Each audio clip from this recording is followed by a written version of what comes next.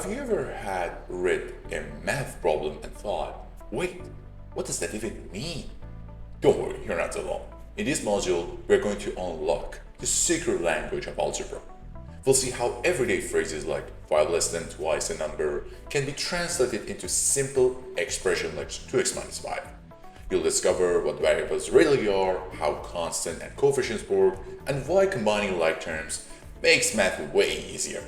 By the end of this lesson, you'll be able to read word problems like a second language and confidently turn word into math equations. Let's dive in and start cracking the code of algebra together. My name is Mahmoud Kiasari and welcome to Special K.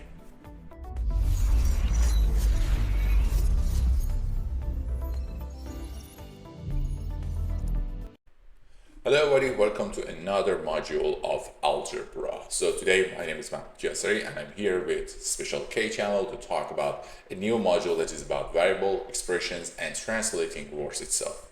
So without further ado, let's just get started. So first of all, what are the objectives of this lesson? We are trying to identify variables. We're talking about what does that mean, constants, coefficients, group terms like and like terms, apply substitution and evaluation, translate real world text into algebraic expression. So stay with me.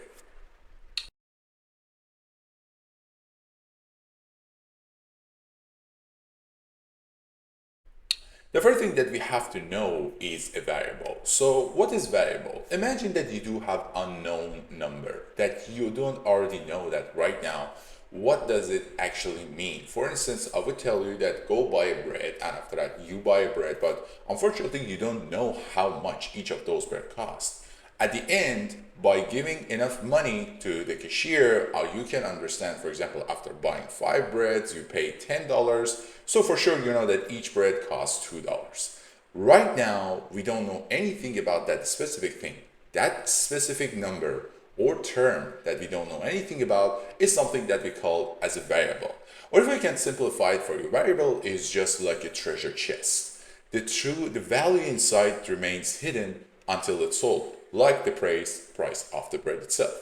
So in total, the variable is a symbol that most of the time we do have it as a letter that represents as an unknown or changing value. For instance, we are going to the supermarket and we are trying to buy egg. Well, unfortunately, we don't know about how much the egg is. So we just called the egg price as a variable. Or when we are talking about the age, we can call it as a variable. Or when we can talk about the amount of money, we call it as a variable. Most of the time, variables can be symbolized using the alphabetic letters from A to Z. And that's how we decided each variable is going to be resembled as what kind of alphabetic things. Right now, we don't know how to solve or how to find it, but in the future, we'll learn. So that was the very basic definition of variables.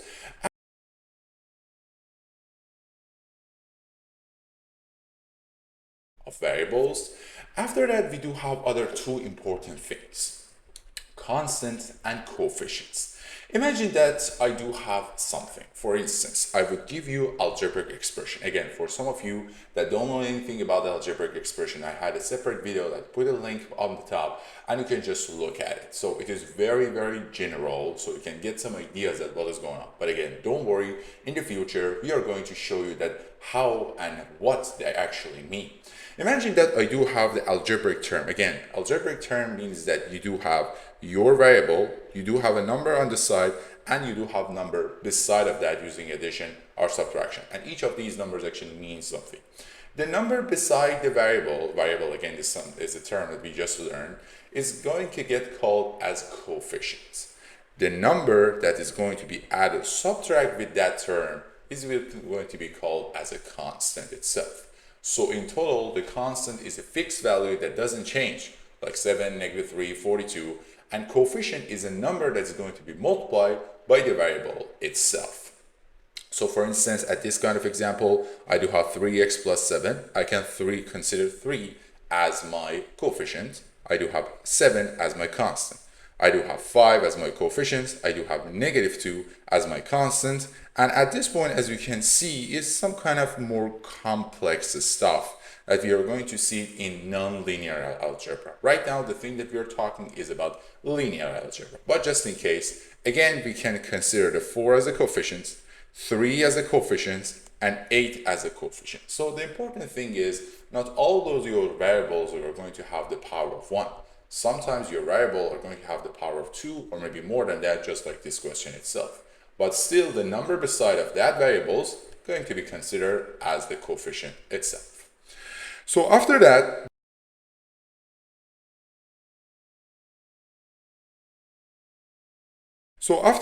we do have terms and expressions. So what does actually term and expression mean?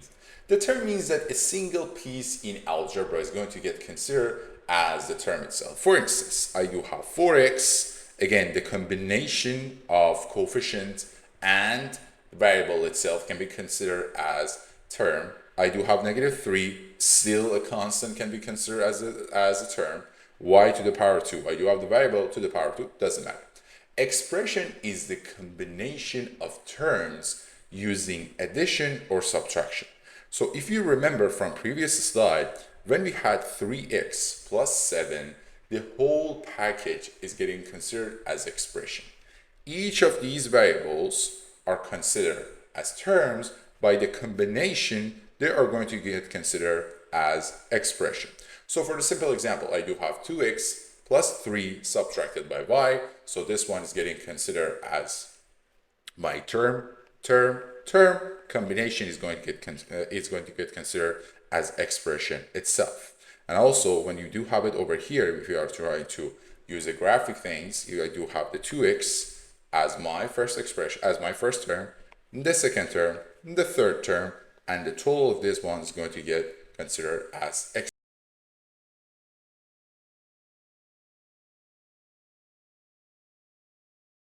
expression, as simple as that. After that, we do have another concept as a like term. So let me just start this one with a simple example. Imagine that you do have 2 apples in your one hand, and after that you have 3 apples in your another hand. And I would ask you that, okay, how many apples you have? Instead of saying that I do have 2 apples and I do have 3 apples, why not combining them to each other and say that, okay, I do have 5 apples? Let's just consider another scenario. I would tell you that, okay, I do have 2 apples and I do have 3 oranges. And after that, I would tell you that, okay, how many fruits do you have in your hand? So obviously you cannot combine those two because apples and oranges are 2 different things. So the very first example that I had about the 2 apples and 3 apples is going to get considered as like terms. Why? Because they have the same variable but with different coefficients. I do have 2 apples, I consider as 2x. I do have 3 apples, I consider as 3x. So I can combine them. In total, I do have 5x. I can combine the like terms together. On another hand, when I do have 2 apples and I do have 3 oranges, the 2 apples is going to be considered as 2x, 3 oranges considered as 3y, but I cannot combine them. Why? Because the ingredient, the characteristic of each of them are actually different. So we do have the same scenario over here. So when we do have terms, again, we know about the terms. Terms means the combination of variable and a number, or just a number itself. When we do have terms that have the same variable and same power, we call them as like terms. What does it mean by the same power? So if you remember, we had different kind of variables. We had, for example, x, we had x2, we had x3, or etc. So when we say that 2x and 3x, those 2 things are actually like terms. But when you do have 2x and 3x to the power 2, those things are not. Despite of the fact that actually they have the same characteristic, but since their power are not the same, one is 1, another one is 2, you cannot combine them, so they're not going to get considered as like terms. So for examples, we do have again 3x and 7x, they're like terms, you can add them up, they would be 10x, but 2y and 5x, remember about that apple and oranges, you cannot combine them, so they're not like terms. So for your mini practice, again, try to pause the video and try to think that actually are they like terms or not. And again, after that, we can come back over here to talk about them. 4a and 9n, yes, they are. The only difference that they have is about the coefficient, so they're like terms. These 2 things are not, despite of the fact that they do have some kind of the same x, but the power is not the same. And these 2 are okay. So again, remember, when we do have the like terms, actually we are talking about the characteristic, not the coefficient itself, by talking about the characteristic means that the variable should have the same name and also the power itself. But when we are talking about unlike terms, we don't care about the fact that their coefficients are the same, or even maybe their variables are the same. As long as their power are not the same, we still cannot consider them as like terms itself. Another thing that we have, as you remember, when we are talking about like terms, we do have a reason for that. Because in the future, you are going to see so many equations that those equation has different kind of terms. So what would happen if I have the power that I can combine all of the like terms together? Obviously, at the end, it's going to help me in order to find my answer easier and faster. So at this point, we do have another concept that we call it as a combining the like terms. The rule means that add or subtract the coefficients, but keep the variable the same. Imagine I do have 3x and 5x itself. I know that they are like terms, right? Because they do have the same coefficient, they do have the same term as a variable, but they don't have the same coefficient, which is completely fine. I can add them up or I can combine them. So after combining those, I do have 8x. 7y at 2y, so I do have 5y, so I still can consider as a like term itself. So imagine that I do have this problem, 2x plus 3 plus 4x minus 5. This is one of the questions that you will see a lot in the future. You do have different kind of terms side by side each other. So obviously you're not going to solve your equation or your question based on this long thing. You have to find a way to simplify it. So at this point, we are going to look at the like terms and unlike terms. So when you're talking about the like terms, obviously 2x and 4x are like terms, and since we do have addition between them, I can consider as 6x. I do have 3 and minus 5, so I can consider as negative 2. At the end, I do have 6x minus 2, which is my simplified version.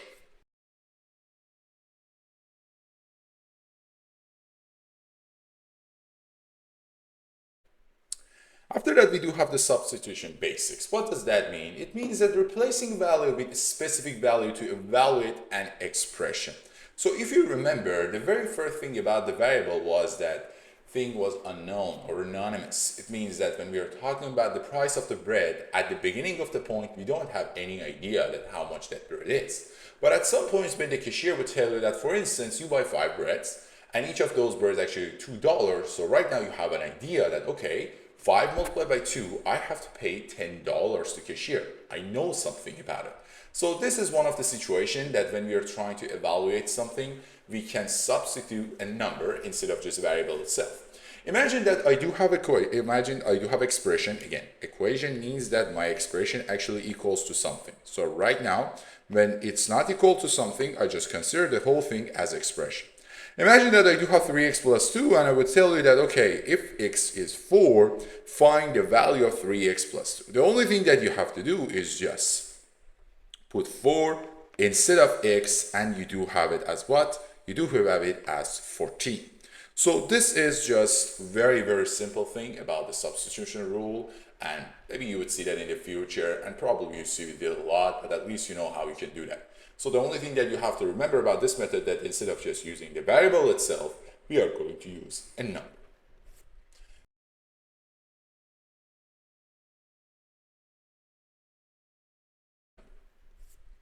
After that, we do have translating words in math. So the very important thing is that, again, as you remember, at the beginning of this module, at the beginning of this subject, or at the beginning of this channel, I told you the important part is that how you can convert the real world problems into math, then solve the math itself, and after that you can come back to your problem to see that what is going on. For instance, when we are talking about 5 bread, and each of them actually worth $2. So right now, by combining your word problems, which is 5 breads, and consider bread as a variable, 5 multiplied by your variable, which is 5x, is equals to what? 5 times x. Based on the substitution method, you're going to use x instead of just x. You're going to use 2. 5 times 2 is 10.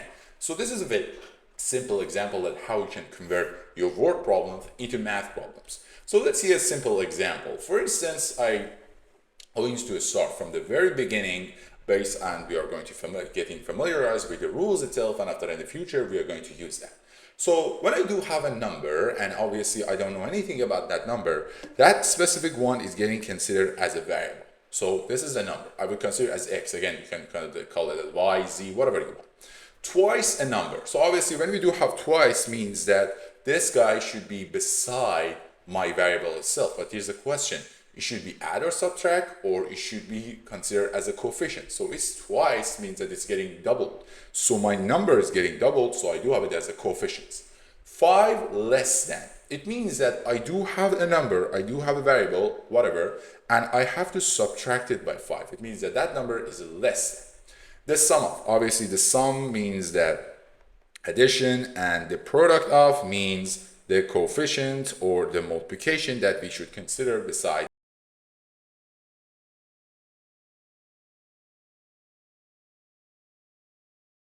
the number itself.